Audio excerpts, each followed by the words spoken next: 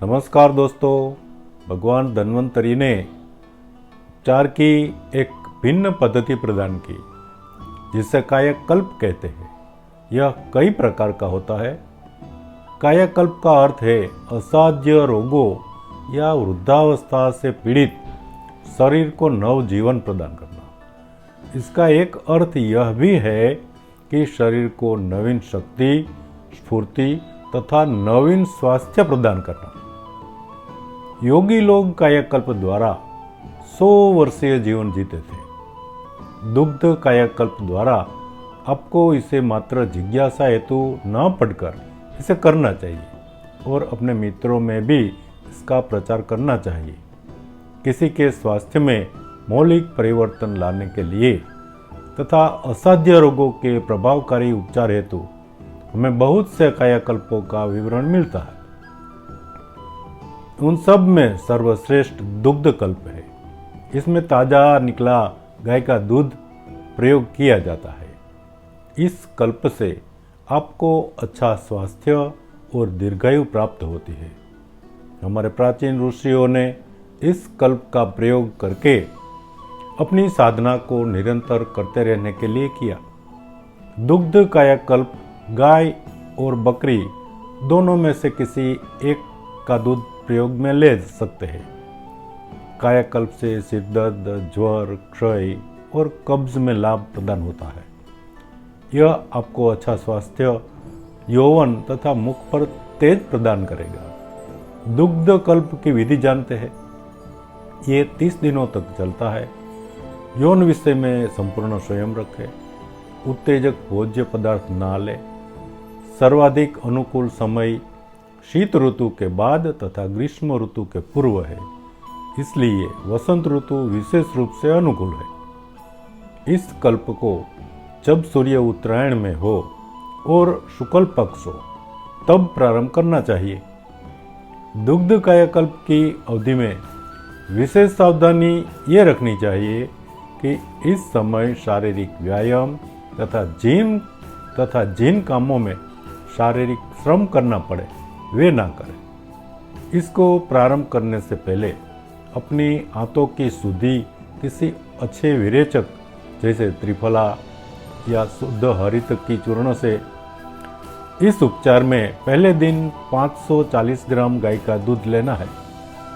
इसे स्टील के बर्तन में डालें और इसका 1/3 यानी 180 ग्राम करेले का रस मिलाइए। यदि करेले का रस ना मिले तो आप 6 ग्राम त्रिफला का चूर्ण ले सकते हैं या 9 ग्राम त्रिकुट का चूर्ण ले सकते हैं। त्रिकुट का चूर्ण सौंठ, पीपल और काली मिर्च से बनता है। त्रिफला या त्रिकुट चूर्ण किसी अच्छे आयुर्वेदिक स्टोर से प्राप्त किया जा सकता है।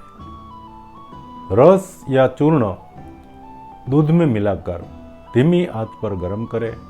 गर्म करके 60 ग्राम घटाकर 480 ग्राम रहना चाहिए।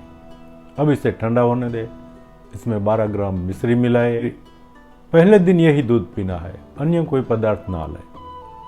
अगले दिन अगर आप चाहें तो शाम के समय संतरा, मौसम्बी कुछ थोड़ी मात्रा में आप ले सकते हैं। अब दूसरे दिन दूध को 240 ग्राम बढ़ाकर 780 ग्राम कर ले। इसमें 1/3 करेले का रस मिलाइए। यदि आप त्रिकुट या त्रिफला चूर्ण मिलाना चाहते हैं तो 1 ग्राम की मात्रा बढ़ाए। पूर्व की बातें ही दूध को गर्म करें। गर्म करके आज 120 ग्राम घटाकर ठंडा करें, मिश्री मिलाए और पिए। इस प्रकार आपको 30वें दिन दूध होगा 7.5 लीटर। करेले का रस होगा 2.460 ग्राम। त्रिफला 27 ग्राम होगा और त्रिकुट लिया है तो 38 ग्राम होगा।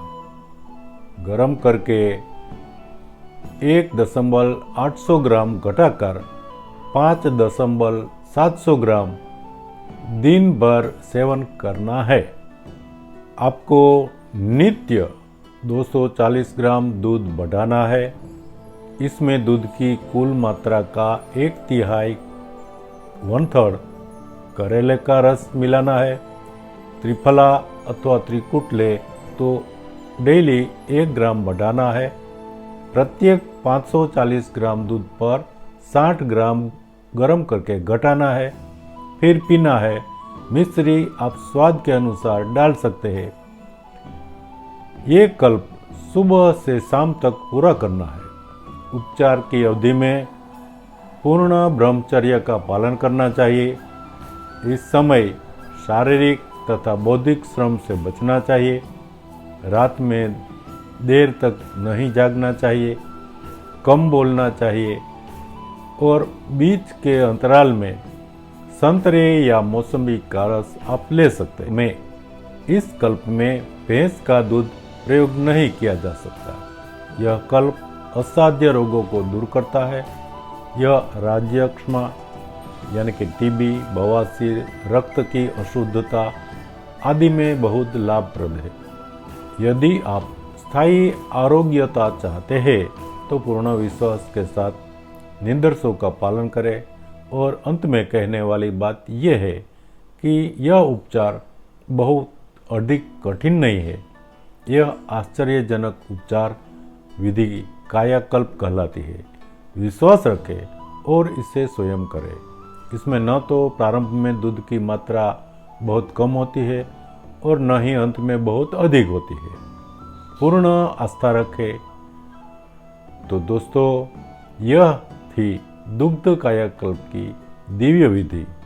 अगर आप इसे आस्था और अनुशासन के साथ करते हैं तो जीवन में अद्भुत परिवर्तन देखेंगे। भगवान धन्वंतरी की कृपा से आप सभी को मिले स्वास्थ्य, दीर्घायु और शांति।